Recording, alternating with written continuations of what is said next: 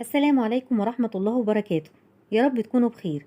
بما اننا قربنا على الاحتفال بيوم عاشوراء، كل سنة وانتم طيبين.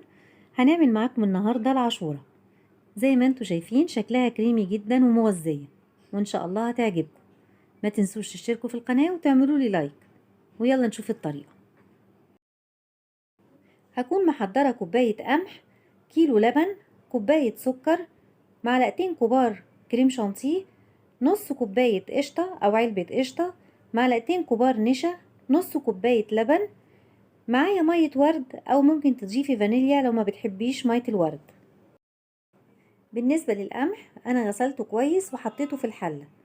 بعد كده هضيف عليه مية وهولع عليه البوتاجاز عشان يغلي، وهغطيه بالغطا واسيبه يغلي. ابتدت المية تغلي، وهبتدي اشيل الرغاوي اللي بتتعمل فوق الوش ديت كده، هشيلها وارميها، وهطفي عليه واغطيه واسيبه 3 ساعات او لتاني يوم الصبح. هنيجي نبص عليه بعد المدة اللي احنا سيبناه منقوع في المية فيها. شايفين حجمه زاد ازاي والقمح فشر. هولع عليه البوتاجاز وهخليه يكمل سوا لغاية ما يشرب كمية المية اللي فيه. المية ابتدت تغلي، وهبتدي اشيل الريم كل ما يتجمع فوق الوش. المية قلت فيها، هبتدي اضيف السكر وهقلبه وهسيبه لغاية ما السكر يدوب والمية تبتدي تقل اكتر من على القمح. انا بسوي القمح في نفس المية اللي انا نقعته فيها، ما بغيرش المية من عليه لان المية ديت فيها فايدة القمح كله، فما ينفعش ان انا استغنى عنها. المية زي ما انتوا شايفين ابتدت تقل خالص، بس اهم حاجة ما تقفليش الغطا وهي بتغلي، لانك لو قفلتش عليها الغطا هتفور وهتوسخ البوتاجاز. هسوي القمح والغطا مفتوح بتاع الحلة. هبتدي اضيف اللبن وهقلبه واسيبه يغلي. اللبن داخل على غليان، هبتدي انزل بالقشطة، ودي قشطة اللبن اللي انا شايلاها. وممكن تضيفي بدل القشطة كريمة لباني لانه بيديها دسامة وطعم جميل. وهنبتدي نقلب علشان القشطة تبتدي تدوب وتفك في اللبن. وهضيف الكريم شانتيه واقلبه كويس لغاية ما يدوب ويندمج مع الخليط. هبتدي اجهز النشا، هحط النشا على نص كوباية اللبن وهقلبها لغاية ما تدوب.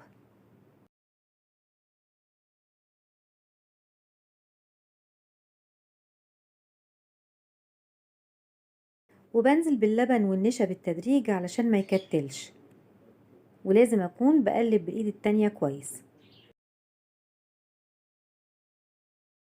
وهسيبه على النار لغاية ما قوامه يتقل، واستمري في التقليب علشان مفيش اي جزء يكتل فيها ولغاية ما يغلي.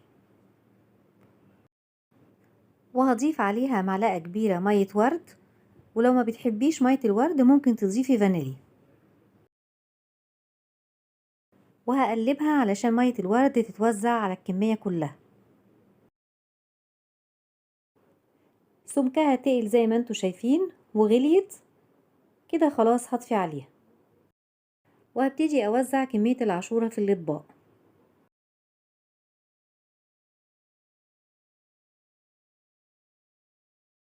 وهنوزع الكمية كلها بنفس الطريقة.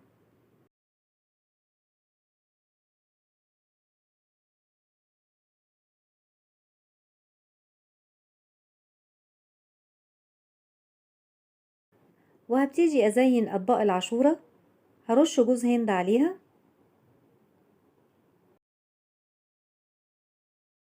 وهبتدي اوزع عليه مكسرات. ممكن تضيفي اي نوع مكسرات متوفر عندك.